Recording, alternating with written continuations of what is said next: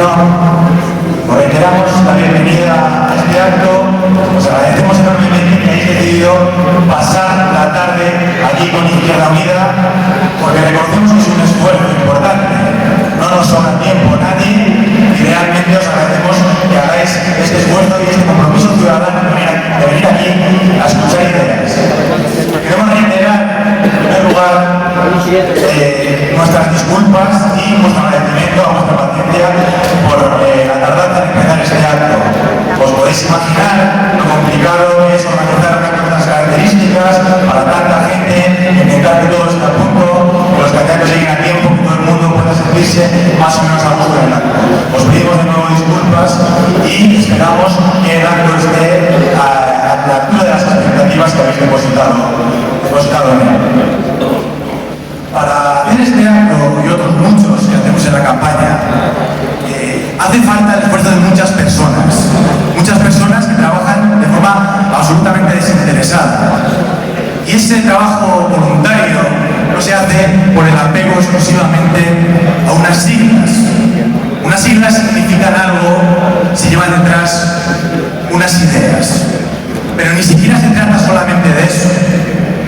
Las ideas valen poco si a la primera de cambio subvencionan. Si vemos que las personas que las representan realmente no tienen nada que ver con ellas. Lo que pesa realmente y lo que nos lleva a mucha gente de a pie que perdemos horas de sueño, que perdemos mucho tiempo de ocio para preparar estas cosas, lo que nos lleva a pensar que realmente estamos haciendo algo por cambiar el mundo en que vivimos, son, por lo menos en mi opinión, dos cosas. En primer lugar, las personas. Y en segundo lugar, la práctica. Me toca presentar a José María González, que es, desde mayo, el diputado de la izquierda, no solo en la calle, como ya lo era antes, sino también en el Parlamento.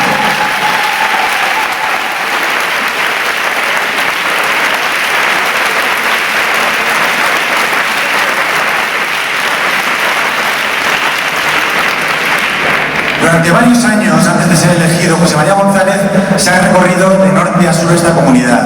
Él tenía clase por la mañana en Ávila, él es profesor en un centro de enseñanza en Ávila, terminaba la clase, cogía el coche y se iba al Bierzo, al Mazán o a Sanabria, donde hiciera falta. Eso, por supuesto, le ha quitado mucho tiempo, le ha costado dinero, le ha costado salud, le ha costado tiempo con los suyos, pero lo ha hecho por convencimiento, por llevar las ideas de Izquierda Unida al último rincón de esta región. Por eso digo, lo importante son las personas. Cuando uno ve que está trabajando con gente que se cree las cosas de esta manera, ve que merece la pena. Y además es importante las prácticas. Una de las primeras cosas que han resaltado los medios de comunicación cuando José María González ha empezado su andadura en las Cortes de Castilla y León es que hace una cosa que a los medios les resultó bastante peculiar con su sueldo. Para la gente izquierda no lo es tanto, porque sabemos que lo hacen todos nuestros cargos públicos. Él cogió el sueldo que le correspondía como diputado, como portavoz del Grupo Mixto, y no se lo quedó entero. No dijo, voy a cobrar esto, que bueno, no está mal, no es una millonada, pero no está nada mal. Él dijo, yo me quedo con el sueldo que yo tenía del profesor y lo que queda lo aprovecho para crear 2 puestos de trabajo para gente que me pueda ayudar a que este mensaje llegue más lejos, porque obviamente el trabajo de un parlamentario solo en las Cortes es muy complicado. Por eso yo digo que las personas son muy importantes y también son las prácticas. Eso es lo que nos lleva a creer que no estamos trabajando por unas siglas, sino por unas ideas. Os pido un fuerte aplauso para José María González.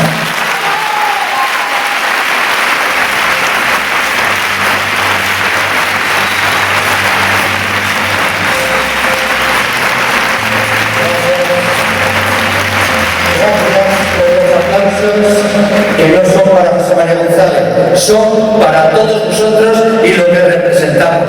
Para eso son los aplausos. Disculpas por este pequeño retraso y disculpas por la velocidad que voy a llevar en mi intervención, porque aquí la mayoría no habéis venido a escucharme aquí, habéis venido a escuchar a nuestro candidato a la presidencia, a nuestro presidente, Cayo Lara.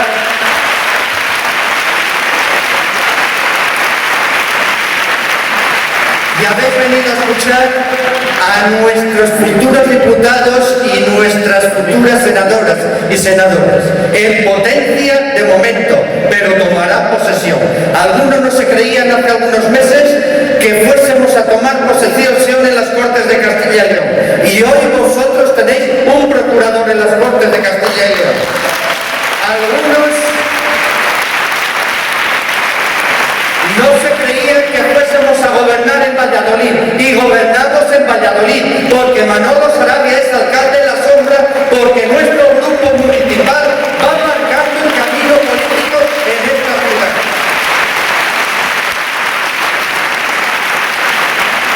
Es decir, el voto de los ciudadanos de Valladolid, el voto de los ciudadanos de toda Castilla y León, sirve para marcar una orientación hacia la izquierda.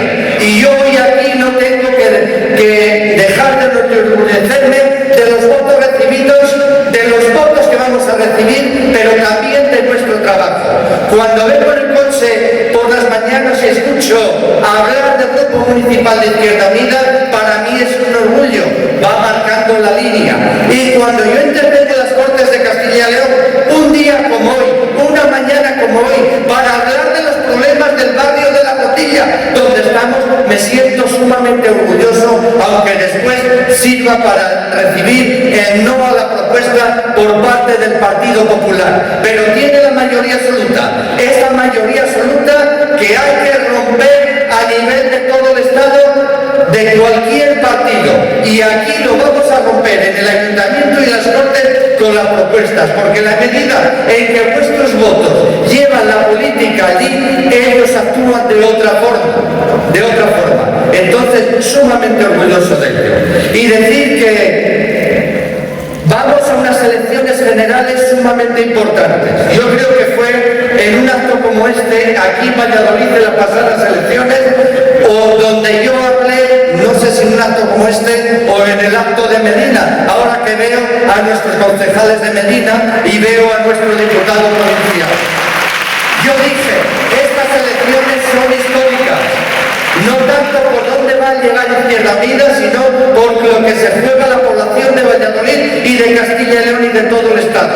Pero es el primer paso de la prehistoria para llegar a la historia. Y la historia se escribe el día XX y no tenemos que dejar que la historia hacia la izquierda, hacia otras políticas sociales y económicas diferentes la hagan los mismos.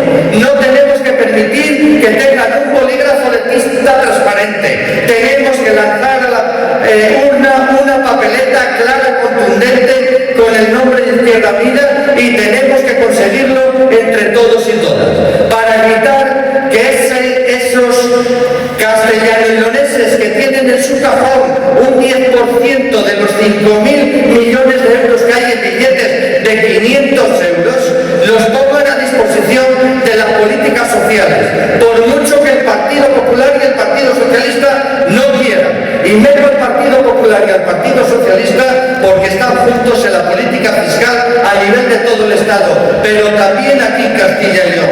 Conjuntamente han votado por poner techo al gasto público, no a partir del 2015, como dice la Constitución que han reformado saltándose la soberanía popular, sino en el 1 de enero del 2012, a propuesta del Partido Socialista de Castilla y León, defendido por el señor Óscar López, por mucho que ahora vaya arropando al señor Rubalcaba haciendo el discurso de que hay que poner impuestos a los ricos y hacer otras políticas sociales. Ni las han hecho ni las quieren hacer. Y por finalizar con mi intervención, que la corto, hay un tema que quiero dejar aquí claro.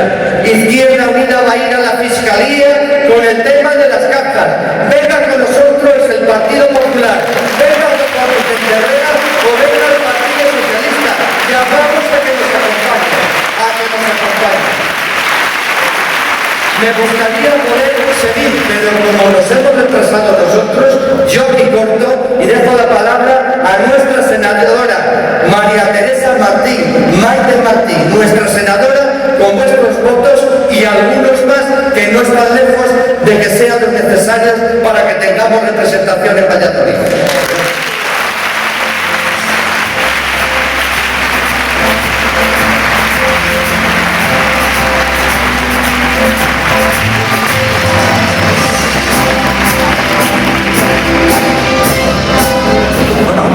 Vamos a presentar ahora el primero de los 3 vídeos que vamos a ver esta tarde. Lo quiero introducir con una anécdota que me contó el otro día Javier. Espero no pisarle algo de lo que fuera a contar. Espero no hacerlo. Me contó esta semana que había ido a un debate de uno de los medios de comunicación, de uno de los periódicos de esta ciudad. Y que como era el día después del debate, pues por supuesto, el debate a dos, por supuesto, la primera pregunta y el tema fundamental era el debate a dos, ¿no? Y una de las cosas que planteó Javier, básicamente lo que planteó Javier fue, hombre, yo creía que estas elecciones eran para elegir diputados y diputadas, y que luego esos serán los que elijan en el Congreso a quién asume la presidencia del gobierno. Y la candidata socialista le dijo, bueno, estamos hablando de las personas que tienen posibilidades reales de llegar a ser. Bueno, ¿y eso cómo lo sabéis? Bueno, todas las encuestas lo dicen. Y dijo Javier, bueno, si atendemos a las encuestas y ese es el criterio, más bien el debate debería haber sido Rajoy contra Rajoy.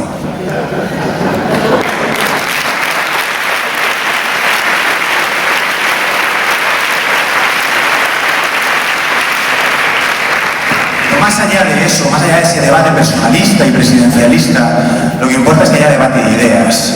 Y ese debate de ideas no solo está falseado porque hay una falta evidente de pluralismo a la hora de debatir dos, sino porque ante la falta de otras fuerzas políticas, los dos partidos mayoritarios están tranquilamente ejerciendo su papel, uno diciendo que va a hacer lo contrario de lo que ha hecho y otro ocultando lo que va a hacer por si acaso se asusta a alguien.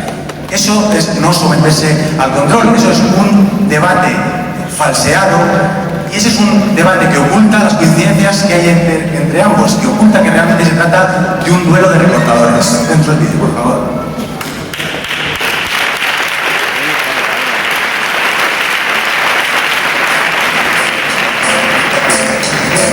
Eso es algo que no se lleva porque se suele tener excesiva corrección política y ciertas, digamos, reglas de caballerosidad que son una cosa bastante antigua. Y en un momento como este hace falta gente que hable claro, como lo hace nuestro candidato a la presidencia del gobierno, Cayo Lara.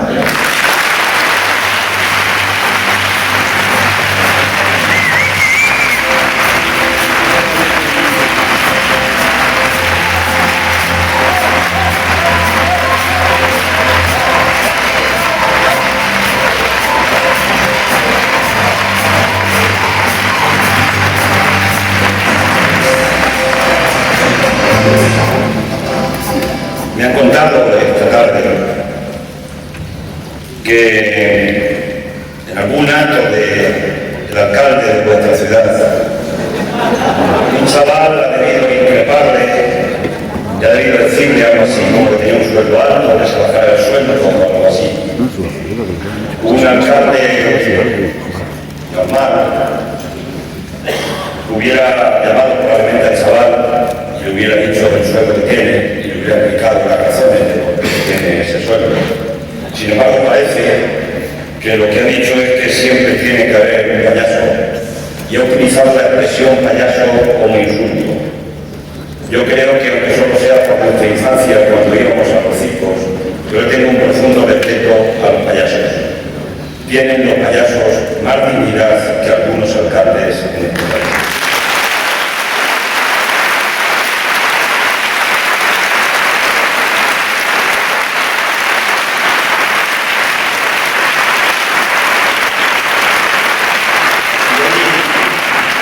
Estamos aquí porque no nos resignamos, porque hemos decidido no resignarnos y hemos decidido rebelarnos pacíficamente ante los acontecimientos que se están produciendo en nuestro país y que no nos gustan, y que son ajenos a nuestra cultura, y que son ajenos a la vida de la gente, y que son ajenos a la normalidad de la convivencia entre los ciudadanos y las ciudadanas.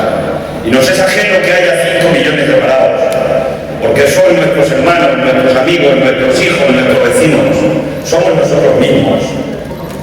Y una sociedad que ha sido capaz de llegar a la luna, que ha sido capaz de inventar armas nucleares que pueden acabar con el planeta, que ha sido capaz de meternos en esa carrera de armamentos con el escudo antimisiles, que es capaz de destinar tanto dinero al armamento que, fijaros, solamente con el 1% de lo que se destina al armamento se podía acabar con los 1.000 millones de hambrientos que hay en el mundo.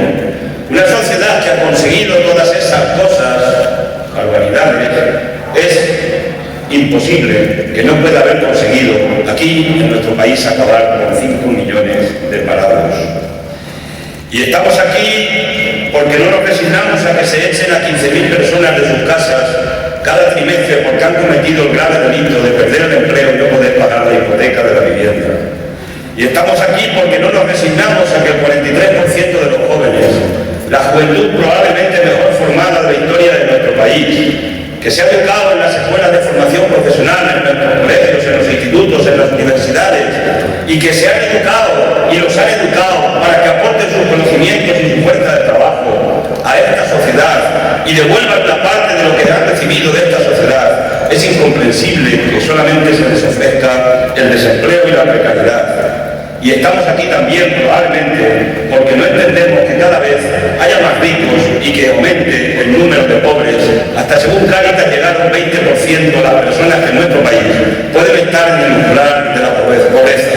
Por eso estamos aquí y seguramente que por más razones, y estamos aquí porque no queremos que nos roben la democracia, porque la democracia es nuestra, es de todos y es de todas, y nadie tiene derecho a quitarnos nuestra democracia. Y estamos aquí porque no queremos.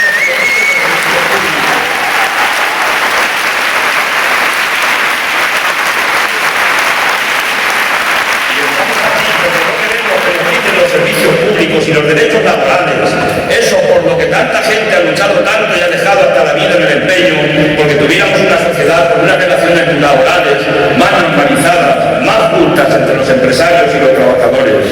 Estamos aquí porque no nos van a robar un par de cosas por lo menos sin luchar, porque no nos van a robar la dignidad y porque no nos van a robar la esperanza. Por eso estamos aquí.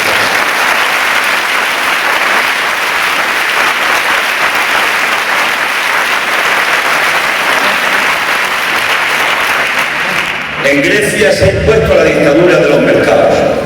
¿Quién nos lo iba a decir? Recordamos algunas películas de estas que hacían de futurología, donde veíamos que las grandes corporaciones y las grandes empresas dominaban el mundo y los ciudadanos no pintaban nada, eran las empresas las que dominaban el mundo, grandes multinacionales. Y resulta que lo tenemos aquí, en el siglo XXI, en este nuevo siglo de las luces, tenemos de nuevo que la dictadura de los mercados se apodera de los países y de la democracia. Y además en la cuna de la democracia, como es Grecia. Han humillado a la democracia en ese país y por tanto a los griegos y a las griegas. Les han impuesto un gobierno de concentración. No ha decidido el pueblo que quiere tener un gobierno de concentración. Se lo han impuesto desde Bruselas, desde el Fondo Monetario Internacional, desde la Goldman Sachs. Le han humillado y le han impuesto un jefe de gobierno. Han decidido otros, no el pueblo griego, que tiene que tener un jefe de gobierno que es un tecnócrata. Pero además han ido a Italia y han hecho lo mismo. Están imponiendo un jefe de gobierno distinto, que para mal que no nos cae muy bien precisamente el señor Berlusconi, pero le había elegido el pueblo. Y van a poner un jefe de gobierno elegido no por el pueblo italiano. ¿Qué está pasando? Y esto lo deciden aquellos que han dirigido la economía especulativa desde la Goldman Sachs. Gente que nunca fue elegida por los ciudadanos, los tecnócratas, la dictadura de la tecnocracia. ¿Qué han hecho? Están poniendo sencillamente a la zorra a guardar gallinas. No es extraño que después la crisis continúe en Grecia y que la crisis continúe en Italia. Y esto nos lleva a una pregunta, porque estamos al ladito de Grecia y al ladito de Italia. Y nos lleva una pregunta.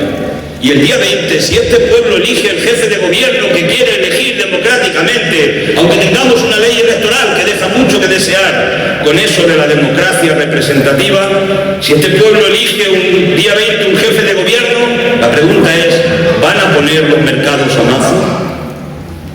¿Van a poner los mercados a Miguel Ángel Fernández Ordóñez, ese del Banco de España que en lugar de controlar el dinero de los bancos y de las cajas se ha dedicado a decir que había que bajar el salario de los trabajadores en este país porque parece que ese era el problema de España?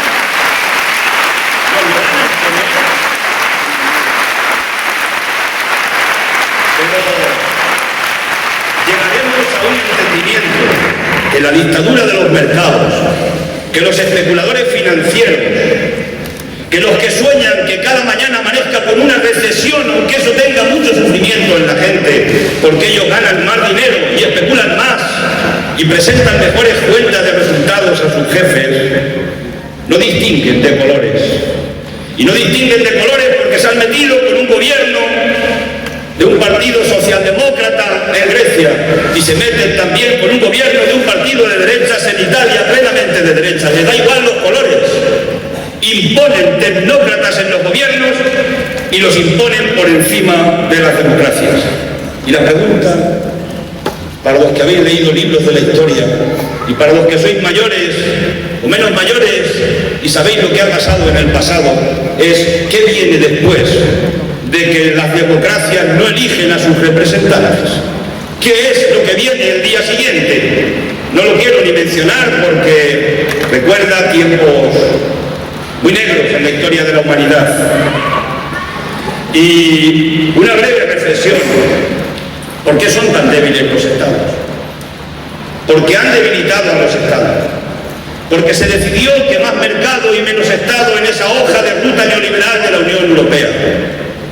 ¿Y cómo se han debilitado los estados? El nuestro, pues vendiendo las empresas públicas de los sectores estratégicos de la economía, que no han dejado ni una prácticamente. Hasta la Lotería Nacional no han podido vender el 30% porque no había compradores. Extraño que no hubiera compradores. Porque han bajado más los impuestos y han desfiscalizado el Estado más a los más ricos. Porque hoy pagamos mucho más, 4 veces más, los trabajadores con las rentas del trabajo, que las empresas con los beneficios del capital. Porque además han privatizado los servicios públicos y han dejado los estados tan débiles que han debilitado la democracia y hoy los estados son más débiles que los mercados y que los poderes financieros. Hoy hay multinacionales que son más fuertes que los estados y eso no lo puede tolerar una sociedad democrática civilizada del siglo XXI y por eso estamos aquí, porque no queremos tolerar.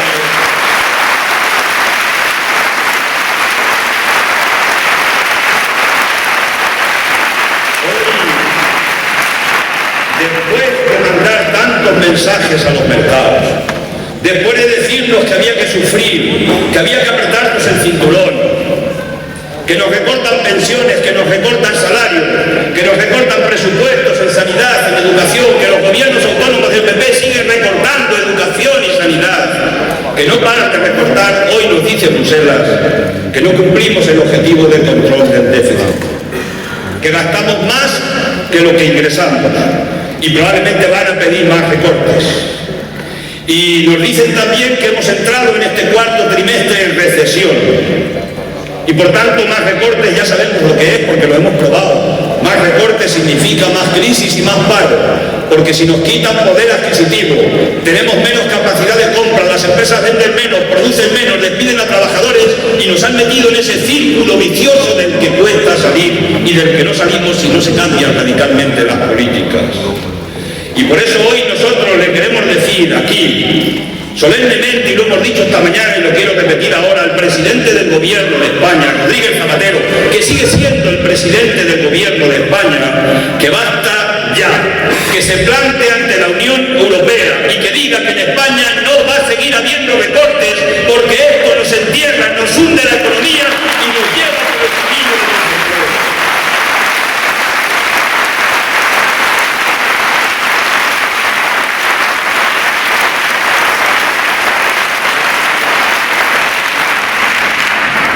Y le pedimos igualmente que le exija al Banco Central Europeo que le dé crédito a los países en lugar de los bancos o de a los bancos intermediarios para que la deuda se pueda contraer por parte del Banco Central Europeo al 1,25% y no al 27% como están haciendo con la deuda griega, porque eso no hay país que lo pueda soportar.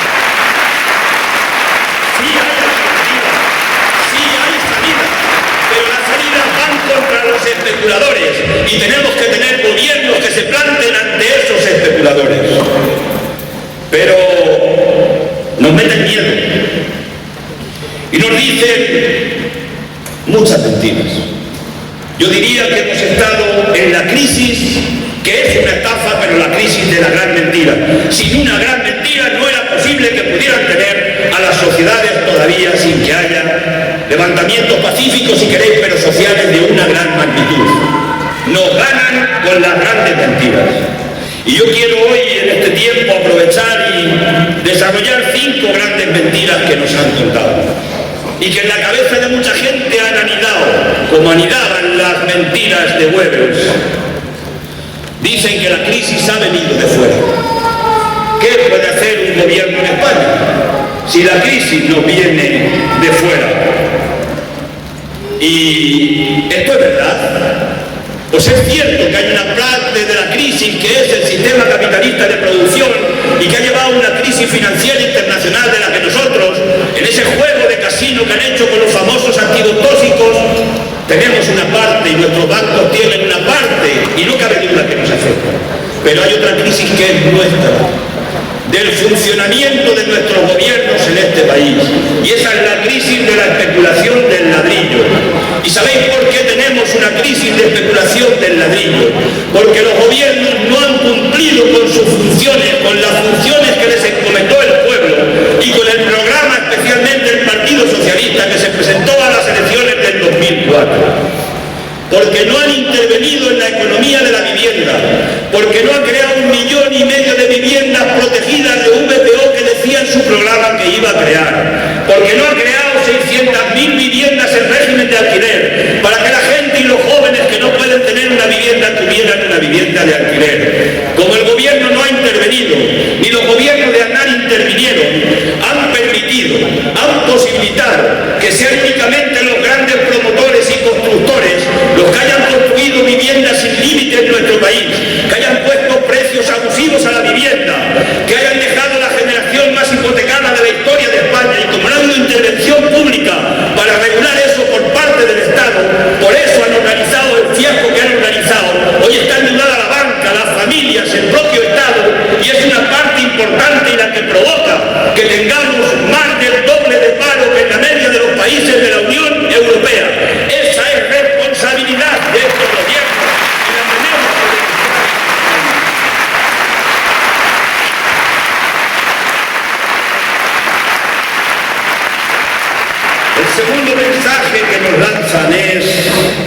que hemos vivido por encima de nuestras posibilidades. Y nos preguntamos, con la gente mayor de los 742 euros de pensión, o con las viudas de los 500 y pico euros de pensión, o con ese 63% de jóvenes que tienen salarios por debajo de los 1.000 euros, y mucho menos, nos preguntamos con mucha gente si han vivido por encima de sus posibilidades. Y la respuesta mayoritaria es que no es verdad. Pero sí es posible que en nuestro país haya habido gente que sí han vivido por encima de sus posibilidades. Sí es posible que ese fraude fiscal que organizan el 75% de fraude, que organizan un 3% de las grandes empresas en España, de las que facturan más de 150 millones de euros, que defraudan al fisco 42.700 millones de euros cada año, sí es posible que algunos de estos hayan vivido por encima de sus posibilidades. Sí es posible que hayan vivido por encima de sus posibilidades los que se han ahorrado 2.000 millones cada año del impuesto de patrimonio, del 2% de las grandes fortunas en nuestro país. Estos seguro que sí han vivido por encima de sus posibilidades. Y es seguro que los 28.000 millones que se dejan de ingresar a la hacienda pública según Rubalcaba, desde el año 2010 por las rebajas fiscales que hicieron el PP y el PSOE, estos sí hayan vivido por encima de sus posibilidades. Y es verdad. Dicen los datos del consumo que en España ha crecido el consumo de los bienes de lujo y lo que está bajando es el consumo de la inmensa mayoría de los ciudadanos, que son los que han perdido poder adquisitivo para poder consumir. Esos sí han estado por encima de sus posibilidades, pero la inmensa mayoría de los ciudadanos no.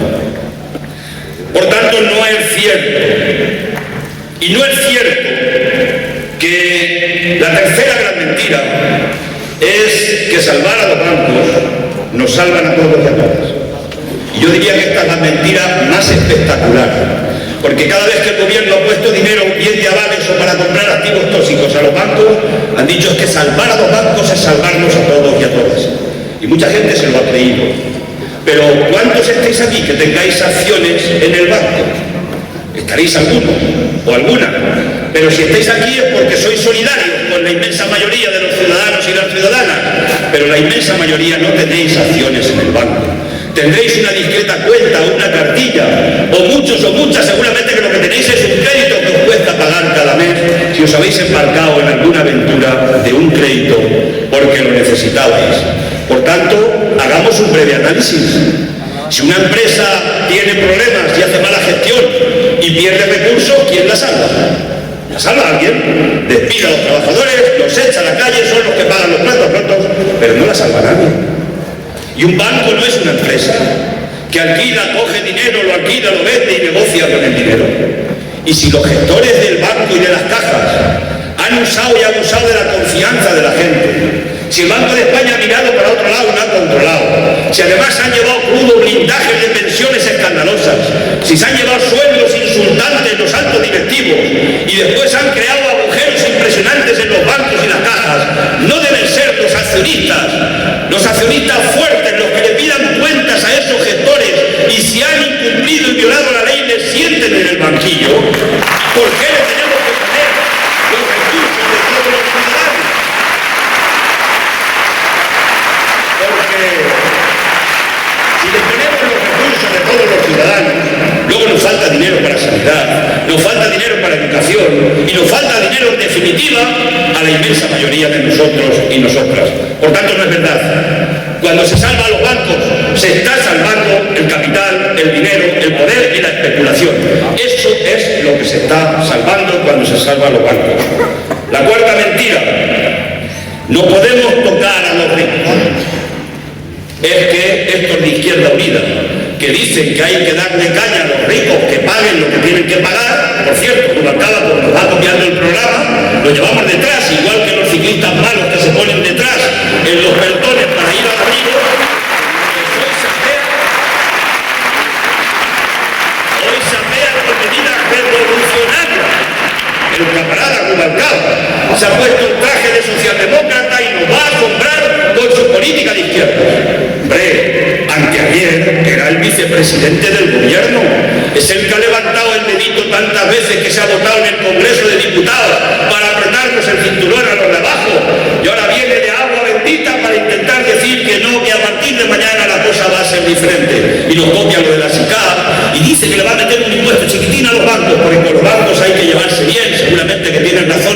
de por qué se tienen que llevar bien y se ha metido en esa escalada.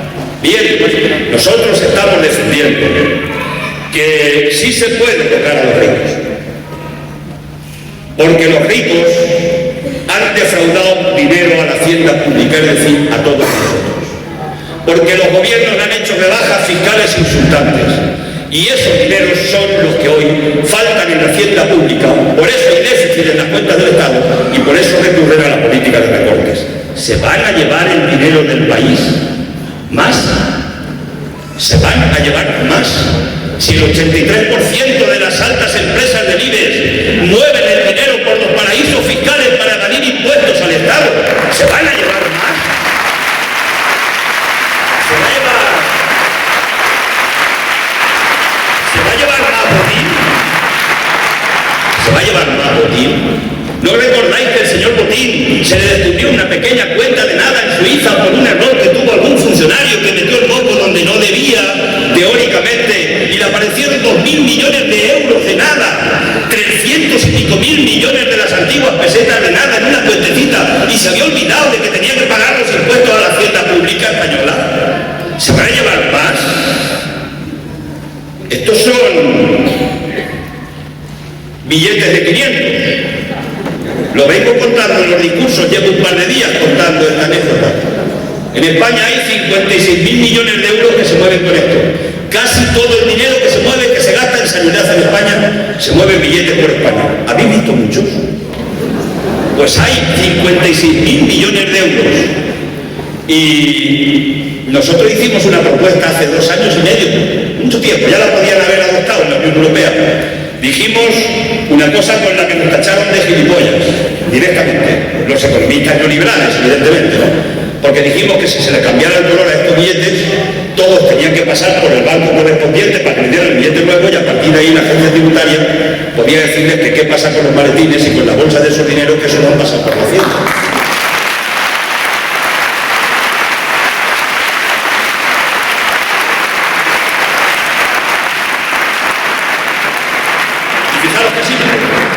Con un 30 y tantos %, que sería la media que deberían de pagar por todo ese dinero negro que se mueve en España, que es dinero de la mafia que se mueve, dinero del crimen organizado, de las mafias del ladrillo. Ahí se ha movido toda esta cantidad de dinero de una manera clara, pues como hubieran pagado el 35%, estamos hablando de 15.000 millones de euros que podrían haber entrado a la hacienda pública. Para que os hagáis un dato comparado, la congelación de pensiones para todos los pensionistas de España solo de un año significa menos de la 10ª parte del dinero que se podría haber ingresado simplemente con que esto hubiera cambiado. Y es cierto, no lo puede cambiar el gobierno en España porque depende de la zona euro, pero el gobierno de España sí podía haber hecho propuestas en la Unión Europea para que o bien se suprimieran los billetes de 500 o se le cambiara el color a los billetes de 500 para que aflorara todo el dinero negro que se está moviendo en la economía sumergida. Por tanto, es mentira. No se llevan el dinero, se lo están llevando. Y además no están creando, con el dinero que se llevan, no están creando empleo ni economía productiva y no hace falta que demos más explicaciones porque sobran las explicaciones. Y la quinta gran mentira que nos han contado muchas más, pero no tendríamos tiempo ni para contarlas todas o intentar de contarlas todas, es que hemos votado un gobierno de izquierdas, van mal las cosas y ahora tenemos que votar un gobierno de derechas. ¿No está eso pensándolo mucha gente en este país? Porque la gente luego se hace análisis menos complicados que los que nos hacemos algunos, sociológicamente hablando. Y nosotros, a la gente que somos de izquierda, que estamos comprometidos con la izquierda, que tenemos valores de izquierda y además queremos tener una sociedad donde se impregne cada vez más de los valores de izquierdas, de la solidaridad, de la igualdad, de la justicia, de la fraternidad, esas tonterías, esas pequeñas tonterías que tenemos la gente de izquierdas, ya veis, lo que tenemos que ir es ir y explicarle a la gente qué es lo que pasa con la política de izquierdas y la política de derechas. Y le podemos dar unas cuantas explicaciones y tenemos que decirles que en políticas económicas es la política de la derecha financiera internacional la responsable de la crisis que se ha producido en Europa, no es la izquierda, ni el movimiento obrero europeo, ni el movimiento obrero mundial, no, es la derecha política financiera internacional. En España y en España les tenemos que decir otra cosa, les tenemos que decir, compañeros, es que en España es cierto, hemos tenido un gobierno de izquierda, pero la política política que ha hecho ha sido la política que se ha supeditado a las políticas de la derecha, políticas neoliberales, que además lo que está haciendo es ponerle la alfombra azul a Rajoy para que llegue a la Moncloa sin ningún esfuerzo ninguno, porque no ha presentado una alternativa seria en este país. Sencillamente. Y les damos argumentos. Y les daremos argumentos porque somos gente de argumentos, como decía Juan antes, somos gente del raciocinio, de la razón, de la propuesta, del debate, de la razón de la mayoría. Y les diremos que han hecho el PP y el PSOE o que han aprobado juntos en el Parlamento en esta legislatura. Y voy a decir unas cuantas de cosas, porque efectivamente el PSOE ha hecho políticas de derechas, pero el PP ha estado de acuerdo con ellas como no podía ser de otra manera, aunque en algunas se han tenido y que ahora les saca a relucir el otro día en el debate a Rubalcaba diciendo que yo me abstuve y que yo hice. Ha hecho una estrategia inteligente tumbado en la tumbona fumando el puro, esperando que se hundiera el gobierno del Partido Socialista. La ley electoral, la democracia que piden los chavales y que nosotros llevamos pidiendo en las calles tantos años, ¿quién ha estado en contra? El PP y el PSOE, eso es política de derechas. La reforma laboral la hizo el PSOE, pero el PP en la sordina está de acuerdo con esa reforma laboral, porque es el despido más barato a los trabajadores de las empresas, y esto es política de derechas. ¿Quién lo llevó a Afganistán y a Libia? El PP y el PSOE. Esto no es política de derechas, la política de paz no es realmente la política de izquierdas. Las nucleares, ¿quiénes están de acuerdo en las centrales nucleares? El PP y el PSOE, política de derechas. El recorte de inversiones públicas, el pensionazo, la ley SIN de bajar los impuestos a los ricos, el recorte del empleo público, el recorte de los salarios a los trabajadores de las administraciones públicas, la no dación en pago, la modificación de la Constitución española para incorporar una cosa gravísima, y que es que antes pagamos la deuda y los intereses antes de comer los servicios públicos sociales.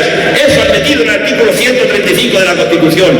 Ponernos un escudo antimisiles para entrar en la guerra fría de la carrera de armamentos que teníamos olvidada y nos han vuelto a meter en esa espiral el PP y el PSOE, política de derechas.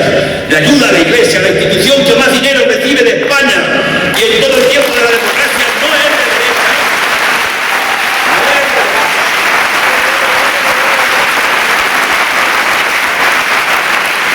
Salvar los bancos es de derecha y privatizar las cajas de ahorro centenarias en muchos casos, las que nos servían en las comunidades autónomas.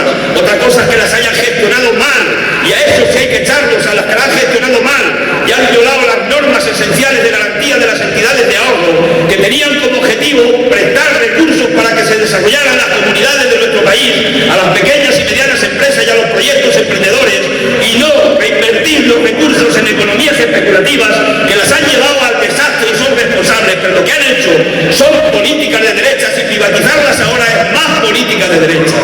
Por tanto, eso es lo que nos ha llevado a esta situación. Y hay que expresarlo. Y voy a ir concluyendo con 3 o 4 cuestiones más. Llegamos a las elecciones. El PP, el programa da igual que sea oculto que medio oculto. Sabemos cuál es el programa de la derecha política de este país. Se quiere cargar la negociación colectiva. Quiere romperle la columna vertebral a los sindicatos para que los trabajadores no se puedan acoger en un convenio colectivo en el conjunto del Estado. Y quiere dejarlos a merced de que negocien su convenio con la empresa más cercana. Y ahí perdemos siempre los trabajadores, como bien sabéis, los sindicalistas de nuestro país. Quieren bajar más los impuestos. Entonces, alma mía, la alegría de la vuelta, que es don Mariano Rajoy, ¿cómo va a crear empleos si baja más los impuestos y no tiene recursos? Los va a crear, va a caer el maná de los empleos, por cierto. Privatizar servicios públicos, revisar la prestación a los parados. Esta debe ser una de las medidas más potentes del Partido Popular. Al final los parados van a tener la culpa de ser los parados, como ayer tenían con la derecha ultranacionalista católica española, los pobres la culpa de ser los pobres. Qué poco cambian algunas concepciones de la vida de la gente. Y hoy, a la alegría de la huerta, a don Mariano, le ha debido dar un subidón, porque ha dicho: en cuanto gane yo las elecciones vais a ver cómo se salva el euro. Por favor, un poco de respeto a la inteligencia de la gente de nuestro país. Y Rubalcaba, el camarada, de nuevo digo Rubalcaba,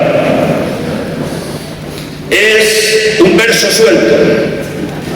Es un alma en pena que está purgando por los discursos todas las penas del Partido Socialista, que no sabe el pobre cómo sacar a la luz, que lo han hecho bien o por lo menos no muy mal y que la gente tiene que volver a confiar en él. Menuda papeleta le han dejado al camarada Rubalcaba para este periodo de tiempo que tenemos, ¿no? No puede levantar la voz, porque el PSOE ha violado un compromiso sagrado, que es el programa electoral. No ha cumplido con su electorado. Y porque además, Rubalcaba, y por eso digo lo del verso suelto, porque da igual lo que diga, porque el gobierno, con la vicepresidenta económica a la cabeza, cada cosa que dice Rubalcaba, ella hace la contraria. No tiene ninguna credibilidad. Y además porque anteayer votó lo contrario de lo que hoy nos está proponiendo. Por eso va de picado para abajo.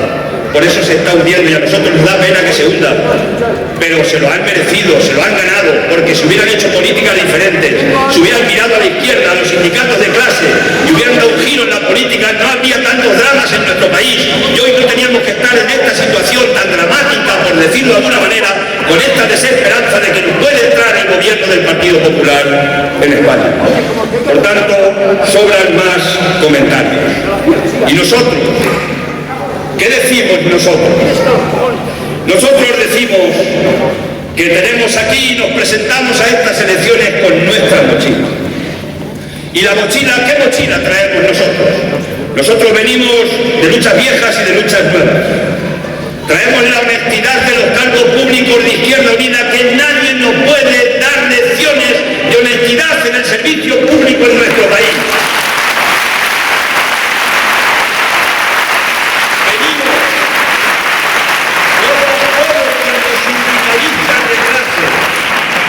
Venimos de la huelga general del 29 de septiembre de defender los derechos de los trabajadores y trabajadoras. Venimos y estamos en la defensa de la escuela pública, de la sanidad pública, de la defensa de la democracia, de las energías renovables frente a las nucleares, de estar enfrente siempre y en contra de la depredación del territorio. Por tanto, con este bagaje nos presentamos a estas elecciones, pero también con esperanza. Porque no podemos dejar que la desesperanza enraíce en los ciudadanos y ciudadanas. Y la esperanza significa un programa electoral serio, un programa de lucha contra el fraude, de reforma fiscal progresiva, de creación de 3 millones de puestos de trabajo que son posibles. Decimos dónde, cómo y con qué recursos. De una banca pública, de luchar por derogar la reforma laboral, de luchar por derogar el pensionazo. En definitiva, no os lo relato, lo tenéis en la página de Izquierda Unida y tenemos un programa serio, sólido, que da respuesta a muchos problemas porque ha sido elaborado por 15.000 personas, asociaciones y sindicatos, y es un programa que tiene los pies en el suelo, profundamente en el suelo. Por tanto, hay esperanza. Podemos cambiar, pero depende de mucha gente, pero depende de nosotros y de nosotras, de la izquierda alternativa y de esa alianza que hemos hecho con 12 organizaciones, porque el proyecto no acaba el 20 de noviembre, sigue después del 20 de noviembre y hay que seguir generando la izquierda alternativa en nuestro país. Y vamos a tener un grupo parlamentario fuerte en el Parlamento. No solo porque lo digan las encuestas, sino porque lo dicen, lo palpamos, lo tocamos, en la necesidad de tener una izquierda en el Parlamento que se enfrente a los poderes económicos y que le diga al pan pan y al vino vino, porque eso es lo que toca decir en este momento en nuestro país. Y le vamos a pedir el voto a los compañeros del PSOE. A los afiliados no, porque respetamos profundamente la conciencia de cada ser humano que esté afiliado donde le dé la gana, como le dé la gana y cuando le dé la gana. Pero los votantes del PSOE que se sienten defraudados con la política de Zapatero, hay que decirles, compañeros, aquí está la izquierda alternativa. Vente con nosotros que vamos a cambiar la realidad y vamos a generar la izquierda alternativa el día 20. Y a los jóvenes les vamos a plantear igualmente, con mucha nitidez, a esos que quieren cambiar el sistema votando nulo blanco, metiendo adjetivos calificativos negativos contra Botín, contra el González, contra quien sea, y cuando salen de la urna y han votado dicen vaya palo que les he pegado con este botazo que les he metido. No, mentira. No les preocupa el poder económico que la gente vote nulo, se abstenga. Lo que les preocupa es que haya un grupo parlamentario distinto en el Parlamento, que se cambie la correlación de fuerzas y que un día podamos tener las leyes al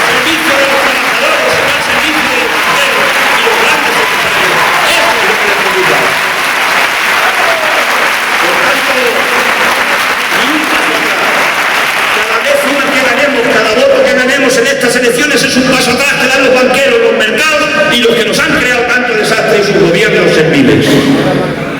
Y Javier tiene que estar en el Congreso de Diputados, o por lo menos lo tenemos que intentar.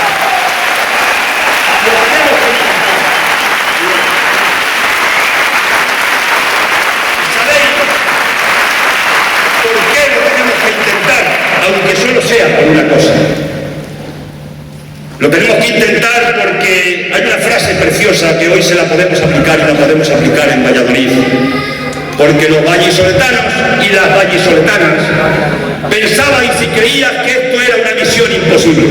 Y como creíais que era una misión imposible, fuisteis y lo conseguisteis. Y pusisteis a Javier en el Congreso de Diputados. Muchas gracias.